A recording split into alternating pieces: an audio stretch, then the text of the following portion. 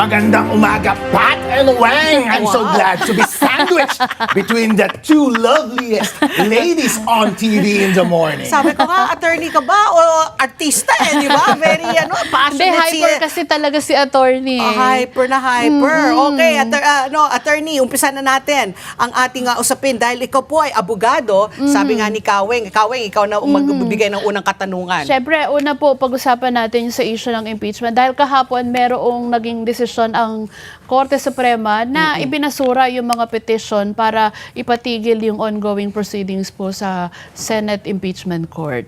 Anong masasabi nyo dito? Moot At and academic na bakit daw. naging moot and academic siya? Opo, ang sinabi po ng Supreme Court ay since naisampa na ng House of Representatives sa Senate yung articles of impeachment, sabi niya moot and academic. Ano po ba ang ibig sabihin ng being moot and academic? Ibig sabihin, wala na pong issue, wag na nating pag-usapan pa. Wala na daw pong issue dahil po ang prerogative na magsampa ng articles of impeachment at para mag-prosecute dun sa Senate ay political question. Hindi siya justiciable question na pwedeng itakil pa ng Supreme Court. Kaya kapag tapos na po, wag na nating pag-usapan. Parang boyfriend and girlfriend lang yan. Kung wala na tayong magagawa, wag na nating pag-usapan. Pero, hindi ba dapat linabas po ng Supreme Court ang desisyon bago nag-umpisa? Should it have been, or yun na nga, like you mentioned nga, it's a political exercise, so it doesn't Dapat really earlier, matter. naging clear na kagad. Would it have been easier if they declared it earlier? Tama ka, Pat! Yun dapat ang ginagawa ng Supreme Court. As a matter of fact, marami pong mga petition sa Supreme Court na kinakailangan ng mga agarang desisyon sana, katulad ng petition nila sa pag-aresto kay Sir Bato, hindi po ba? Meron ding mga questions doon na ginawang moot and academic dahil daw hinahabol naman na siya. Pero sana, sir, kung nag-decide sana kayo bago siya arestuhin or iserve yung warrant, edi sana alam sana ng mga ating government officials or enforcement agency kung isi-serve nila o hindi. And ganun din sana ang ginawa ninyo dito sa pag-file ng impeachment complaint, articles of impeachment, before sana mag-file yung House of Representatives sa Senate para alam ng House of Representatives kung magpo-proceed sila o hindi. Kaso nga lang, kapag too late na po, napakadali ng excuse na being moot and academic. Pero by the way po, kapag nag-decide na po ang Supreme Court, bilang abogado at politician, Vice Mayor po ako ng Reyna Mercedes, kapag nagsalita po ang pinakamataas na institusyon sa ating bansa tungkol sa mga legal controversies, disiplinado po tayong sundin na lang natin para hindi magkagulo ang Pilipinas. Correct. Kailangan respetuhin na, no? Whether it is too late, too early, or no comment. Ano na lang, At least, Miss Pat, nagsalita kasi kung no comment, hanggang ngayon, nakabitin pa rin siya, Yeah, di ba? Pero dito po sa ongoing impeachment trial, nakakalabing 3 araw na, no? So, as a lawyer, anong assessment ninyo, ano nakikita ninyo dun sa mga ipinipresentang testigo nitong prosecution? Alright, napakaganda po ang pagpapatakbo nila ng impeachment trial dito sa ating bansa dahil po maliwanag na nai-layout ng prosecution ang kanilang case at nabibigyan po ng due process this time dahil may pagkakataon na mag-cross-examine ang depensa at extensive ding magtanong ang ating mga senador. Kaya ang taong bayan po nagkakaroon ng sufficient legal and political context at naiintindihan nila yung proseso. Kaso nga lang kung minsan nakakaboring. Pero hindi po bale. Basta po ang mahalaga pagdating po sa huli, alam natin kung totoong nagkasala ba o hindi si VP Sara Duterte. Ngayon po, itanong natin, yung mga witness, epektibo ba Yun na ipakita So nila far, ang guilt ni VP Sara Nakakadalawang Duterte? articles of impeachment Opo. po na tinatalakay. Yung una, yung tungkol grave dun sa grave threat. Tapos ngayon naman, ay dun sa misuse of confidential fund and intelligence funds. Yung dito po, ang iniharap nila, una pa lang na testigo, ay yung dating Attorney state Wamil. auditor. So Opo. far, how is he as a witness? O, tanong ko po sa inyo, Weng and Pat, sa tingin niyo po ba ay sufficient na yung iprinesenta ng prosecution para ma-impeach si VP Sara Duterte sa mga articles na prinesenta nila so far? Hindi po kami abogado eh. Hindi kami abogado. Hindi na Binalikan muna question. kami magko-comment kasi baka sabihin Baka sabihin, nagmamarunong kami eh. Oh, hindi po. That's why so far as a lawyer, the legal proceedings, has it been sufficient in form and in substance? Has it been impartial at the very least? O, sige po, si Attorney Harold Respiso na sige. lamang ang magmamarunong. Oo. Ang teorya po ni auditor, CPA lawyer na si Attorney Wamil ay ganito po. Kasi meron pong provision doon sa circular ng COA na nagsasabi na kapag ikaw ay accountable officer. Oo. At upon demand, sinabi na mag-liquidate ka at hindi ka nag-liquidate, prima facie Yeah. na ikaw ang nagnakaw. Ayun po ang tanong. Una, prima facie. Ano pong ibig sabihin ng prima facie? Presumption lamang. Ano ba ang proof na required para ma-impeach? Sabi ni Senator Defensor Santiago noon, less than proof beyond reasonable doubt, pero more than substantial evidence. Oh. Pero nasaan po yung presumptive or yung prima facie? Less Wala than pa. substantial. Less than. Therefore, sufficient ba yung presumption na yun para ma-impeach si VP Sara Duterte? Hindi po. Secondly, accountable officer ba si VP Sara Duterte? Doon din po, sa same circular, nakalagay po doon, ang accountable officer ay ang siyang may hawak ng Ng pera or may kakayahang humawak ng pera. At sino po yung taong iyon? Ang nakalagay po sa circular, yung head of agency si VP Sara Duterte or yung isang special disbursing officer. Yung- Or ang nakalagay, hindi end. Kapag end po ang nakalagay, ibig sabihin pwedeng sila ang Silang sabay. dalawa. Kapag or, it's either one One or the person other. or the other. Pero since meron ng special disbursing officer, hindi na si VP Sara Duterte yun. So hindi na siya yung accountable officer. So hindi na rin dapat siya yung magsasuffer ng presumption na ninakaw yung pera. So ang sisisihin dapat natin ay hindi si VP Sara Duterte, disbursing. kundi yung disbursing But there was officer. also, they were able to show that VP Sara signed off Sa mga plano po, Vice Mayor din po ako, Presidente rin po si BBM, lahat po ng head of agency, nagsasign po yan sa mga papeles. But where does accountability come in? Kung sino po yung humawak ng pera. Yun po ang nakalagay sa circular, kung So- sino ang humawak ng pera. So parang ako I just play devil's advocate. So kunyari ako yung disbursing officer, inutusan ako ng boss ko. Syempre ako nakasign, sabi mo nga no, pero may approval niya. So ako ang if ever mananagot, ako yung makukulong maski na utos ng aking boss. Saan po yung accountability? Parang Parang yung, ano- parang Meralco bill natin, di ba? Yung mga mamamata, sinano nila na hindi naman tayo kinonsulta. Tapos sa atin pala ipapasa. Hindi pala ipapasa. So, where does it come in terms of liability and accountability? Where do you draw the line? Kapag ako po yung head of agency at inutos ko sa'yo, hoy, Oo. mangupit ka dyan. Oo. Tapos kumupit ka nga, tapos binigay mo sa akin yung pera, ako may kasalanan, at ikaw. Oo. Kaso nga lang, ikaw lang may hawak ng pera, pumirma ako ng mga plano, pumirma ako ng approval, pero ikaw lang ang kumupit, ikaw lang ang may kasalanan. Yun po ang sinasabi ng batas. Since ikaw lang ang humawak ng pera, ikaw lang ang accountable officer. Pero meron din pong separate provision yung PD 1445. At nakalagay doon na kapag head of agency ako at ikaw yung accountable officer, Yeah. meron akong responsibility to Responsibility. exercise due diligence ng katulad ng isang father of a family para i-supervise po kita. So kapag hindi kita, pinabayaan lang kita at naging grossly neglectful ako sa aking trabaho, pwede akong mapanagot. Pero maaring hindi kriminal iyon kasi ikaw pa rin naman ang nagnakaw. Naging neglectful lang ako. Pwede akong singilin. Pero unless may ipakita nila na nanakaw yung pera, kayo po yung may hawak ng pera, kayong nagnakaw, pero utos ko po at ako ang nakinabang. Kapag naipakita iyon, mananagot po ako. Kaso nga lang po dito sa impeachment trial, hindi nila naipakita yung connection kay VP Sara Duterte. Puro pirma lamang ng approval, pirma ng plano. Pero if That's not ever, enough. The approval, hindi- the signature that you approved it, it's not enough? Hindi po, kasi si Office of the President, BBM, Oo. meron pong notice of disallowance din. Kalahating bilyon po ang naka-appeal po sa korte ngayon. Siya rin po ang nakapirma sa mga plano. So, ibig sabihin po ba kapag nagnakaw yung driver niya, siya rin po dapat ang makulong? Okay. pero yung tinatawag natin, kasi nga, ikaw yung pinaka-head of agency, so responsibility mo siya.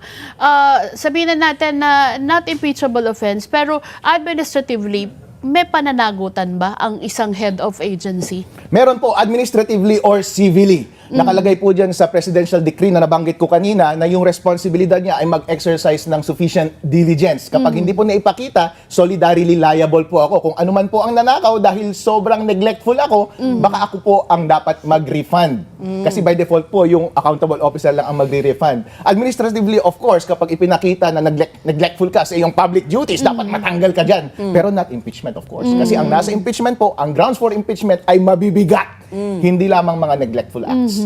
So, ilan dun sa mga ipinresentang dokumento kahapon ay yung mga acknowledgement receipts. Ayun. Oo, At, hindi OR. Hindi OR, acknowledgement Invoice. receipts. Yeah. So, alam naman natin na kahit sa mga pribadong kumpanya, tinatanggap yung acknowledgement receipts. Pero dun po in the process of the markings or dun sa stipulation kahapon, merong hindi pagkakasundo yung defense at saka yung prosecution. So, para lang maayos, sabi ni Attorney Kapunan, o sige, yung mga dokumento nyo na lang yung gamitin natin para tanggap nyo na lang lahat. Pwede ba yun na yung mga ebidensya na hawak ng depensa ang gagamitin ng prosecution dun sa kanilang direct examination? Ang mahalaga lang po sa trial ay identification and authentication. Hindi po pwedeng mangyari sa likod yan, sa clerk of court. Hindi po mangyari yan sa labas ng open court. Mangyari dapat yan sa open court. So kapag gusto po ninyong magpresenta ng ebidensya base sa dokumento, ipakita nyo po yung dokumento sa witness. At i-identify nyo yun muna. At yung kontra-abogado ay titignan niya yun kung pareho. Tapos i-authenticate niya, sasabihin niya kung totoo to o hindi. Lahat po ng prosesong yan hindi pwedeng ilagay sa labas. Kaya po object ng object yung depensa. Last time kasi po ayaw nilang i-stipulate yung identification and authenticity. Hindi po naman nila obligasyon, sabi nga ni presiding officer, na mag-stipulate. Karapatan nila na since burden po ninyo na mag-prove ng iyong case, edi pahihirapan namin kayo. Ayaw namin padalin ito para sa inyo. Trabaho nyo yan eh. Kung nahihirapan kayo, di problema nyo yun. Di acquit ninyo yung pinoprosecute ninyo. Yun po ang strategy. Bilang abogado po ako, supported po ako doon. So yung isa rin na parang naging issue, no, yung paggamit ng confidential funds na meron nga kay Mary Grace Piato, 70,000 sa gamot. Tapos meron rin para sa pagkain. Sa equipment. Equipment na dapat may travel rin di ba? If I'm not mistaken. So those things, sabi ni Attorney Wamil, hindi yan dapat sakop. That shouldn't Ng fall confidential ng confidential fund. Kumbaga, ibang item kasi dapat intelligence gathering. I don't know how they do it. Sa MOOE. Oo, operations. sa operation, maintenance and operation. So, how do you, paano yung yun? Paano mo yun may explain? Hindi siya sure dyan, si Attorney Wawil. Bakit po? Wawil. Dahil hindi siya gumawa ng audit query. Kasi po, ang audit query, kapag nakakita ka po ng dokumento at nakikita po ninyo, ay hindi siya compliant sa legal na batas, pero may doubts ka. Kapag may naka-open and close parenthesis dyan at nakalagay gamot, bumili ba ako ng gamot sa Mercury? O binigay ko yung pera sa tao para ipambili niya ng gamot? Kasi po kapag binigay ko yung pera sa tao para ipambili niya ng gamot, baka in the nature of rewards yun at pumasok siya sa coverage ng circular. Kaya po magtatanong ka muna doon sana kay Attorney Powa para liwanagin niya kung ano yung nature nun. Ngayon nga lang po, sabi niya, since hindi po yan included sa circular, ang sinabi ko na lang ay nag-issue na lang ako ng Audit Observation Memorandum. Ang ibig sabihin po nun ay parang penalty ka na. Sinabi niya na kaagad conclusively na nagkasala ka. Eh hindi mo nga niliwanag kung ano ang nature niyan eh. Pinakasalanan mo kaagad. Sa auditor din po ako, isa po akong CPA. Kapag nag-audit ka po, talagang mag-query ka muna dapat sa responsible person kasi baka magkamali ka. Kapag hindi mo tinanong yan and eventually may lumabas na ebidensya na mali ang pagkakaintindi mo, ay talagang sisibakin ka ng employer mo. Ganun po dapat ang ginawa ni Attorney Wamil. Meron din po mga date doon nakalagay. 22/12/26. Ang interpretation po ni Senator Erwin Tulfo ay 12 December 22, 2026. Pero pwede rin namang interpretation na December 26, 2022. For which the liquidation was attributed, di ba? So, ang audit query po sana ang makakasagot ng mga bagay-bagay na yun, pero hindi ginawa ni Attorney Wawil just because hindi daw nakalagay sa circular. Pero sir, customary po yan sa pag-audit. Ang iyong pakikipag-meet, pakikipagtawag, pakikipag-text sa iyong mga kliyente, sa iyong mga ino-audit, hindi rin nakalagay sa circular yan. Pero ginagawa mo, hindi po ba? Dahil customary yan sa audit. Ganon din po ang audit query. Every time na meron kang nakikita, just be sure na sure ka na may violation bago mo gawing findings na official findings yan through the AOM. Yun po ang ginawa niya. Kaya po maraming doubts na kahit sinasabi niya na mali ang date, mali ang purpose, bossing, hindi ka sure dyan kasi hindi ka nag-audit query. Okay. Pero kasi ang isang sinasabi niya, wala daw pong sinubmit na mga evidentiary documents ang ang OVP eh. Sa first instance lang po iyon kasi po ang nakalagay po sa ating batas ay dapat mag-liquidate ka. At kapag nag-liquidate ka po, just show proof of success. In the belief ng mga staff ni VP Sara Duterte, nung nasa DepEd siya at saka nung nasa OVP, ngayon nasa OVP siya, sa kanila sufficient na po iyon. Kapag may kakulangan po at may question ka, di tanungin mo at mag-request ka pa ng additional document bago mo tapusin yung audit ka. So nga lang po, madali-dali. At yun din po ang naobserbahan natin kahapon sa hearing, naobserbahan ng mga senador na medyo bitin ata yung ginawa mong audit. Kasi paper-based lang ang ginawa mo, hindi mo alam yung context ng confidential transactions, national security, kapag nakikipag-transaction ka ba sa mga rebelde, informant ng mga rebelde at mga terorista, meron bang official receipt yan? Yung mga ganun po. So walang context, sinabi na rin ni Senator Panfilo Lacson, paano mo nasabi na illegal hindi yung totoong pangalan mga na tao yan, wala ito? ka naman palang security clearance. Paano mako-conclude yung mga bagay-bagay na yan? Therefore, masyado kang nagmadali sa audit, hindi mo ginawa lahat, hindi ka nag-attain sa pag-o-audit po. Bilang auditor, responsibilidad po namin na magkaroon ng reasonable certainty or assurance, kaya nga po reasonable assurance ang tawag kapag nag-audit opinion, na tama ang iyong ginagawa. Kaya kapag puro dokumento ka lang at wala kang verification sa source people or counterparties, kulang po ang iyong trabaho. Dahil po, baka meron silang alternative explanation na ma-justify bakit ganun ang nakasulat. Baka i-correct nila yung nakalagay doon or dadagdagan nila ng documentation. Hindi ka po mag-i-issue ng audit findings in the first instance na magbibigay sila sa'yo ng documents. Ang isang napansin pa nga ni Senator Lacson, dapat daw magkaroon ng recommendation na ayusin yung Proseso. circular at isama yung parang in-evaluate mo na parang tukuyin mo kung totoo ba itong mga taong ito in the process of your evaluation. Tama po, kapag isa yung sa kanilang audit objective. Kaya dapat malinaw po muna yung audit objective, hindi lamang malinaw na sasabihin na titingnan ko yung document, therefore mali. Dapat nakalagay po doon yung audit objective to verify kung sino yung tao. Bigyan ko po kayo ng analogy sa private practice kasi nag-audit po ako sa private practice. Kapag may nakalagay sa balance sheet mo na merong nagkakautang sa'yo na isang kumpanya, isa po na proseso dyan ay tatawagan mo yung kumpanya at kukumpirmahin mo kung totoo yung utang niya. Dahil kung hindi po totoo, saka mo i-cross out. Pero hindi po automatic na i-cross out ko yun without calling him kahit kulang-kulang po yung documentation. Kasi in the end po, ang objective ko is ma-verify whether that debt exists or whether that company exists. So, kung hindi po objective ng audit nila to determine yung authenticity ng tao na nakalagay doon, edi wag niyong ilagay sa findings ninyo kasi hindi naman yan objective eh. So are you saying also na kulang yung audit findings? It is not sufficient. Kulang na kulang yung audit findings and for that purpose, kulang na kulang din po yung ebidensya to declare the guilt of VP Sara Duterte. Kaya titignan po ninyo, ang impeachment trial po ay para tanggalin ang isang democratically elected official kapag OVP, kapag Vice President ang ini-impeach natin. May mandato po yan ng ating demokrasya. Kaya nakalagay po sa ating saligang batas na mabibigat dapat yung mga pagkakasala na kanyang ginawa. Ang naipakita lang po so far ay magagaan na pagkakasala at pagkukulang ng accountable officer na hindi siya or ng kanyang mga staff. Tignan po ninyo, kayo rin po ay mga may negosyo din po at nagtatrabaho, may mga staff po kayo. Tinitignan niyo po ba yung mga resibo? Isa-isa? Yung kada resibo po, tinitignan niyo Sa po ba yung... liquidation dapat sinecheck yun. Sinecheck po ninyo, pero yung dapat reasonable sinecheck. less lang ang tine-check ninyo, hindi nyo tinatawagan ng kada tao. Hindi nyo tinitignan kapag ganyan kakapal yung attached documents, hindi nyo po Hindi, iniisa-isa. titignan mo lang kung ano yung glaring, 'di ba? Yung parang kaduda-duda, 'di ba? My next question, Attorney Harold, ito. By next week daw, itatawag yung former special disbursing officers ng DepEd, OVP, na si Jean Acosta ng OVP, Edward Fajarda ng DepEd. Na tinatawag na nila malamang hostile witness. So, sa pagtawag po nito, sila ba, if ever, ang magiging accountable base sa Dun kanina mo sa sinabi sinabi mo? ninyo. Oo, kasi sila yung pumirma. So, if ever, sila ba ang Sila yung may mananagot? hawak ng pera. Sila ang babalik ng 400, na kinu-question na 600 million, if ever, mahigit?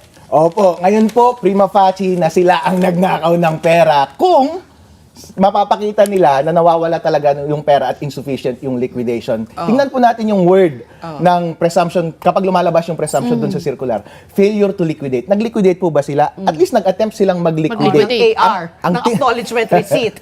Ang tingin lang po kasi ng auditor ay insufficient yung mga document na yun. Pero kapag gusto nilang bigyan ng sala si VP Sara Duterte, technique prosecution, turuan ko kayo. Dapat mai-elicit nyo sa kanilang bunganga na si VP Sara Duterte mismo ang nagutos. nag-instruct sa kanila na kupitin nila yung pera at ibigay yung pera kay VP Sara Duterte. kanya. Kapag walang ganong nexus, hindi nyo pwedeng bigyan ng sala si VP Sara. So, sila nga ang mananagot kung sakali. Kasi pinapabalik may order di ba, ang Kasi COA na dapat- ibalik at least Oo. 440 something million I was watching the news yesterday. I don't remember na the breakdown. But that was also a question na maski na ibalik ng OVP o ng DepEd yung halaga na yon, it will not kumbaga it will not absolve her of her the complaints against her. Opo, kasi po, separate regime po yun ng batas. Oh. Basta kapag nasa COA tayo, kapag may notice of disallowance, ibalik mo daw Ibalik yung mo. pera. So, ibalik mo yung Libre pera. ka na. Whether or not, kakasuhan ka nila sa ombudsman, isang regime po ulit yun kasi sa paniniwala po nila, merong prima facie evidence na misappropriate ng accountable officer yung pera. So, good luck po sa kanila.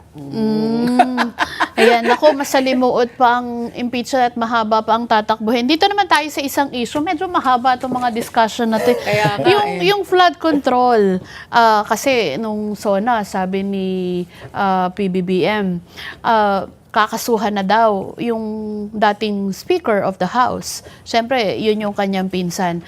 Pero hanggang ngayon, nag-aabang pa rin yung mga kababayan natin kung ano na ba ang status after 2 weeks na after ng SONA. Opo, hindi lang po 2 weeks after SONA dahil si 1 Jesus year, Crispin Remulla at saka siya rin mismo nung mga nakaraang buwan pa po ay nagsasabi nakakasuhan na yung mga mastermind katulad nila Zaldico at nila Romualdez at saka yung mga bodyguard daw ni Zaldico na silang nagpaikot-ikot at nagbayad ng pera at nagnakaw ng pera. Pero ang bottom line po, sino po ang tinuturo nila? Secret! Yung executive daw. Sino ba ang executive natin? Base sa saligang batas. Pero by the way po, ang naobserbahan lang po namin na nakakasuhan ay sila Senator Marcoleta, Mike Defensor. Ngayon po, inuusig nila si Lian Leviste at saka si Congressman Jing Paras. Hindi ko alam kung mababait o masasama itong mga taong to talaga, pero na may nakikita akong pattern, sir. Kasi po, itong mga nakakasuhan ngayon ay silang mga consistent na nakikriticize po sa inyo. Ang malaya na lang po ngayon, sir, ay para ma-perfect nyo na ang inyong score ay ako at si Meow Meow. Nako. Si Lian malapit na rin kasi may kaso na. May kaso na rin po kami. Pero madaliin nyo na lang po yung kaso namin ni Meow Meow para lahat kami na nagkikriticize sa administration ay nasa kulungan na po. Yung kaso meron pa, Senator Cayetano. Ako naman, I was going to ask yung kaso ni Senator Bong, former Senator Bong. Hindi ba yun medyo Kasi nakapagpiyansa. Plunder. Plunder. Paano po yun? Pwede nyo i-explain. Okay po, misnomer po parati yung sinasabi nila na non-bailable ang mga capital offenses o kaya yung mga offenses na halos habang buhay ang pagkakaparusa. Ang accurate po na naming dyan ay not bailable automatically. Non-bailable kasi po, Ever. kailangan mo, ever, not non-bailable, ever. So kailangan mo po ng patunayan doon sa korte. In the meantime, makukulong ka muna. Pero kailangan mong patunayan na yung guilt mo ay hindi malakas. So less than proof beyond reasonable doubt po yan. Bago kanila palayan. Kasi nga naman po, kapag na-convict ka, baka lumipad ka na ng ibang bansa. Yun po ang ginawa. Flight risk. Yes, yun po ang ginawa ni Senator Bong Revilla at ganun din po nasa parehong predicament po sila Mike Defensor at Senator Marcoleta ngayon kaya nakakulong sila in the meantime. I'm sure ang priority nila ngayon ay mag-petition for bail at magkaroon ng hearing and to prove na yung evidence of guilt is not strong. So sabi po ng Sandigan Bayan, yung evidence na pinesenta ng prosecution ng ombudsman during that hearing for bail ay hindi po malakas. At isa sa mga nabanggit nila ay nagbigayan daw naman kasi ng pera before pa nailabas yung funds. So, okay, so hindi pa daw public funds yun. So anyway, bahala po kayo dyan. So, nadaan sa technicality, pero nasa sa kanila na po. Kung yun po ang finding nila, alright, mag-bail ka, Pero, Senator, at makalaya paano ka yung muna. sa kaso ni Senator Jinggoy Estrada? Kasi bagamat meron siyang pending petition para makapagpiyansa siya, pero may naunang dinismiss yung Sandigan Bayan, yung kanyang petition para doon sa fixed amount of bail. Anong ibig sabihin nun? Bakit merong ganon? Kapag, usually, sa tingin ko po, kapag nag-a-ask ka na, nagmo-motion ka na to fix the amount of bail, ibig sabihin po, hindi na set yung bail amount ng prosecutor or ng ombudsman. Pero kapag, sa tingin ko po, yung balitang yan na nangyari noon ay hindi mo kasi po kailangan mag-bail kapag walang fixed amount. So, pwede kang lumabas on recognizance ang tinatawag. So, bailable po talaga siya. Kaya pag may naisampang kaso, may warrant, nahuli ka or nag-surrender ka, hindi mo kailangan mag-bail para makalabas. So, kung sa ibang instance naman po, pag mag-fix ng amount ng bail or nakaligtaan lamang ng prosecutor or ng ombudsman na mag-fix ng bail, yung korte po ang mag-fix ng bail finally para makapagbayad siya ng bail. Pero kapag non-bailable po, sa huli po yan ginagawa. I-prove mo muna na hindi malakas ang ebidensya para sa'yo, saka ka magpapa-fix ng bail. So si Senator Jinggoy, baka ganun din, 1 million rin ang kanyang bail. Ang kanyang Kasi bail. si former Senator Bong, 1 million. ngayon, more or less halos pareho, or paano nga, how do you arrive at that At saka, ito po number? isang curious ako. Kasi may iba-ibang kaso yung kinakaharap nila. May plunder, may malversation, merong graft and corruption. Doon sa ibang aspeto, bailable, kagaya sa graft and corruption. Tapos may plunder sila. So sa plunder, hindi sila pwede mag-bail. Bakit nagbe-bail pa sila doon sa graft and corruption? Kung hindi naman sila nakakulong din naman makakalabas. sila. Exactly, Weng. Ganyan po, kapag kinakasuhan po sila, syempre, madaming ikakaso sa kanila. Correct. Merong pong bailable at merong non-bailable. Bailable. Bilang abogado po, kapag non-bailable at nakakulong siya, hindi ko muna papansinin dapat. Yung mga bailable, kasi kahit nag-bail ako doon, di pa rin naman ako makakalabas in any event. So, ipaprioritize ko useless. po yung hearing for bail ng non-bailable offense. And then kapag tapos na po yun, sabay-sabay ko po silang babayaran lahat para sa lahat makakalabas po ako. Pero yung iba kasi kahit pa hindi pa nasasagot yung sa non-bailable, nagbe-bail na din sila. Opo, kahit nag-bail ka po, nasa kulungan Hindi ba ka pa rin parang for the other sayang offense. yung hindi ba para nasasayangan lang ako dun sa binabayad Ay, na. wag ka naman. They will pay anything para lang makalaya. Ito, attorney, kasi nga yung may dalawang articles na narinig. So far, yung Article 4, which was the first one, tapos yung ngayon, Yung yung Article Article 1. Oo. So far, sabi ni Attorney Powa when we had him on the show a few weeks ago, you just need one. Diba? Para ma-impeach ka. Not all four. You don't have to be guilty on all four. When do they announce or when do they make the decision? After all the hearings? Tapos ano na lang muna, parang, because it's a popular, kumbaga sabi nga nila, it's a political exercise eh. So ano yan, mag-ano sila, digital listening, kung ano ang sasaloobin ng mga tao bago sila magdesisyon? Kung maalala po ninyo sa panahon ni Chief Justice Corona noon, pinatapos muna lahat ng mga hearings at lahat ng articles. At meron din po, during the course of the proceedings, nag-withdraw sila Inurong. ng mga articles kasi sa tingin po ng prosecution ay sapat na yung na-establish nila na ebidensya. Kaya po, kapag nagbobotohan po, tapos pagdating sa uli, magbobotohan lahat ng senador, ang wish po ng prosecution ay meron sanang 16 na magboto sa kanila ng at least isang articles. Kaya po, yun ang tignan natin. Pero tama po yung sinabi nyo, Miss Pat, dahil primarily political exercise pa rin itong mga taong ito. Ang ating mga senador ay representative ng taong bayan. Dapat nilang i-reflect and i-carry yung sentimiento ng publiko. Kaya responsibilidad nila na kapag boboto sila, ay dapat reflective iyon ng damdamin Sentimento. ng taong bayan.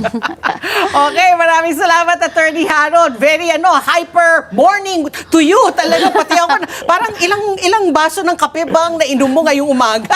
Isa't kalahati lang. Isa't kalahati lang. Baka ganyan kalaki naman yung mo, isa't kalahati. Pero maraming salamat and congratulations on your new show. At saka invite mo sila invite doon mo sila. sa show mo. Mag-plug ka na, Attorney Harold. Hello, baby boys and baby girls. This is Attorney Harold Respi Show, your most vicious politician in the Philippines, Vice Mayor ng Reyna Mercedes Isabela. Meron pa akong show every Monday dito sa Net25, 7:30 ng gabi hanggang 8:30 ng gabi. Abangan nyo po kung gaano nyo po ako sinuportahan sa social media, kung gaano nyo po ako binash doon. Dalhin nyo po ang same enthusiasm dito sa Net25 para po magkaroon tayo ng sensible na usapan. Huwag po kayong mag-alala, sa bandang huli po, lalabas po ang katotohanan. Ang mahalaga po ay informed kayong mag-decide sa inyong sarili tungkol sa mga pambansang issue ng ating bayan. So kumakanta ka rin, Attorney Harold. Para kang Talagang kumakanta band player ka ba? Nagbabanda ka ba, Oo, attorney? nagbabanda ka ba talaga? Attorney by day, singer by night? Only in the toilet. Only that.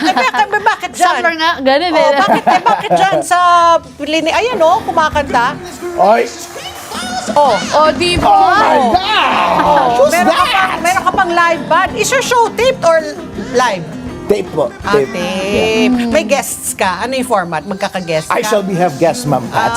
And mga big time ang magiging guest natin. Malay mo magiging guest natin si BBM. Kababayan ko yan, kapang Ilocano. Hindi ako tatanggihan yan.